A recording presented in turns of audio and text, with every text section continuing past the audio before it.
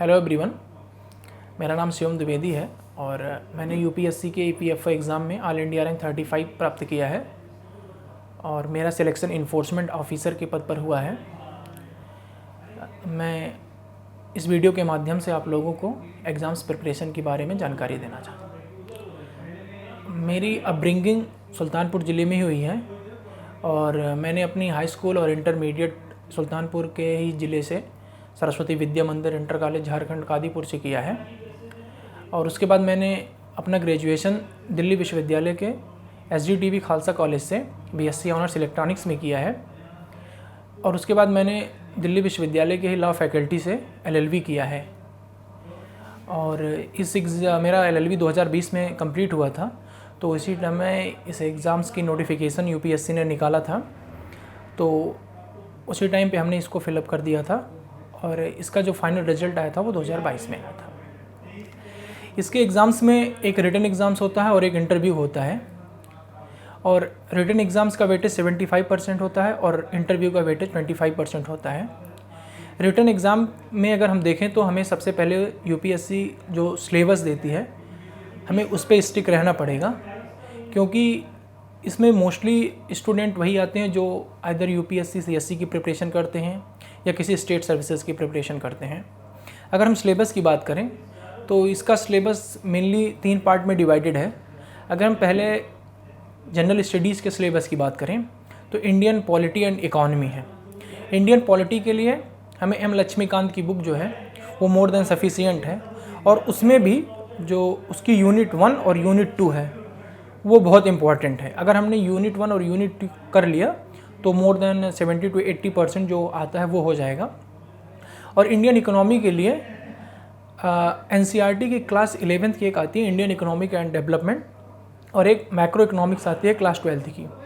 अगर उसको कर लिया और उसके साथ साथ न्यूज़पेपर, अगर जैसे मोस्ट ऑफ द स्टूडेंट्स इसमें CSC के भी होते हैं तो उन्होंने ऑलरेडी इकोनॉमिक्स पढ़ लिया है तो फिर उनको और अलग से पढ़ने की ज़रूरत नहीं है।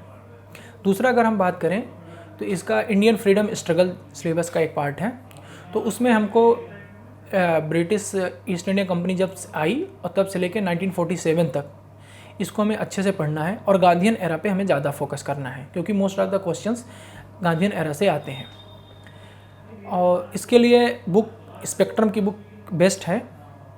अगर स्पेक्ट्रम आपने नहीं पढ़ी है तो आपने जो न्यू NCERT पढ़ी है उस पर ही स्टिक रहें, क्योंकि इसके जो और सारे पार्ट के क्वेश्चंस हैं वो मोस्ट ऑफ द हमारे NCERT से हो जाते हैं, लेकिन अगर NCERT नहीं पढ़ी है तो स्पेक्ट्रम से भी काफ़ी अच्छे से हो जाएगा। अगले सिलेबस की बात करें इसकी तो social security and development. Social security में वही क्वेश्चंस आते हैं जो भी गवर्नमेंट की स्कीम्स चलाई जा रही हैं और हमें ये ध्यान देना होगा कि जो मेजर स्कीम्स हैं हमें उसी की कैरेक्टरिस्टिक्स के, उसी के फीचर्स के बारे में पता करना है। माइनर स्कीम को हमें बाद में देखना है। पहले जैसे ये अटल पेंशन योजना हो गई, मनरेगा स्कीम आती है वो हो गई, आयुष्मान भारत योजना हो गई, ऐसी जितनी भी स्कीम्स हैं इनके हमें मेजर प्रोविजंस क्या क्या हैं, इनका कवर अप कितना है, इनकी अमाउंट कितना है या कितने एक्सटेंड करता है, तो इन सब चीज़ों पे हमें ध्यान देना है। और इसके अलावा जो डेवलपमेंट इश्यूज़ है उसमें हमें जो सस्टेनेबल डेवलपमेंट गोल्स हैं उनको अच्छे से याद करना होगा और उनके ऊपर जो गवर्नमेंट्स की स्कीम्स हैं वो देखना होगा। अगला जो इसका सिलेबस है वो एक लेबर लॉ और इंडस्ट्रियल रिलेशन से है। क्योंकि मेरा बैकग्राउंड LLB मैंने किया हुआ है तो मुझे इतनी प्रॉब्लम नहीं हुई लेबर लॉ और इंडस्ट्रियल रिलेशन में, लेकिन आप जो भी मेजर स्टैट्यूट्स हैं लेबर लॉ से और इंडस्ट्रियल रिलेशन से, चूँकि गवर्नमेंट ऑफ इंडिया ने अभी 29 लेबर लॉज को 4 लेबर कोड में डिवाइड कर दिया है और मोस्ट ऑफ द अब जो प्रोविजंस एप्लीकेबल होंगे वो इन्हीं 4 कोडों से होंगे। तो आपको इन्हीं 4 कोडों को काफ़ी अच्छे से और डीप एनालिसिस करना पड़ेगा। आप इसके लिए PRS लेजिस्लेचर की एक वेबसाइट है उस पर जा सकते हैं, वो काफ़ी अच्छे से उसको एनालाइज करते हैं, उसके प्रोज कॉन्स और उसके सारे प्रोविजंस को काफ़ी अच्छे तरीके से बताते हैं। वो गवर्नमेंट की वेबसाइट है, वहाँ से आप काफ़ी अच्छे से कर सकते हैं।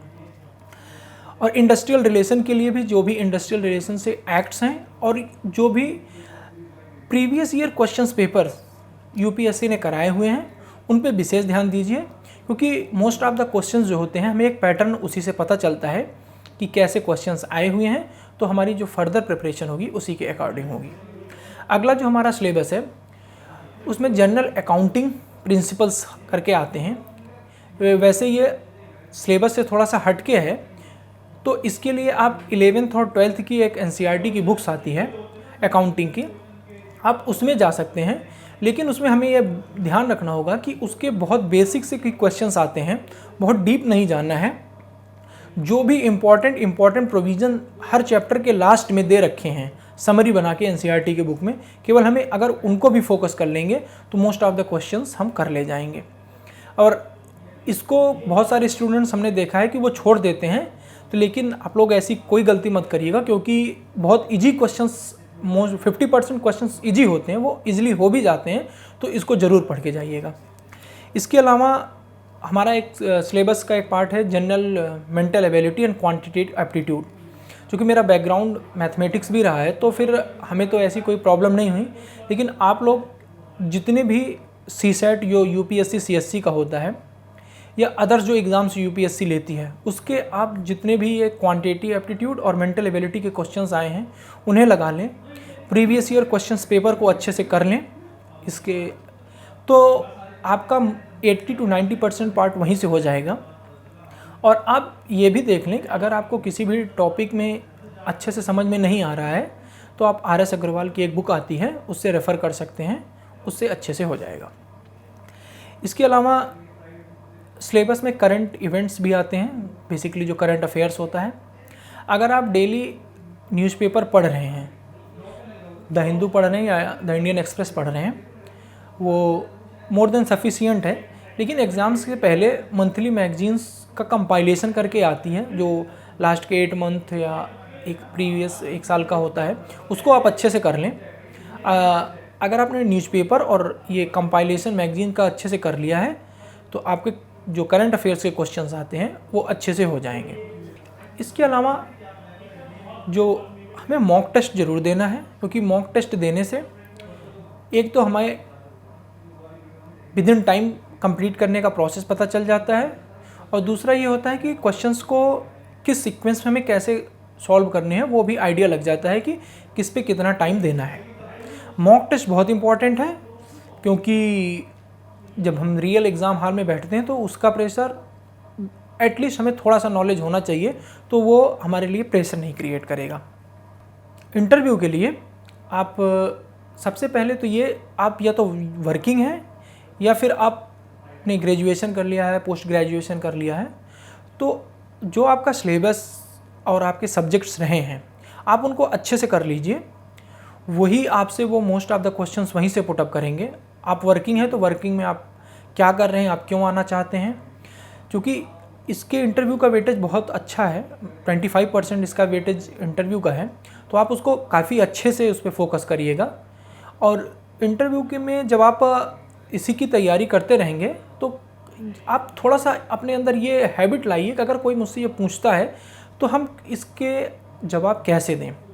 हमें आता सब है, लेकिन जब ये सबके साथ होता है कि जब हम कोई इंटरव्यू के पैनल में जब हम बैठते हैं तो हमारे पास वो चीज़ नहीं निकल पाती है जो हमारे अंदर रहती है।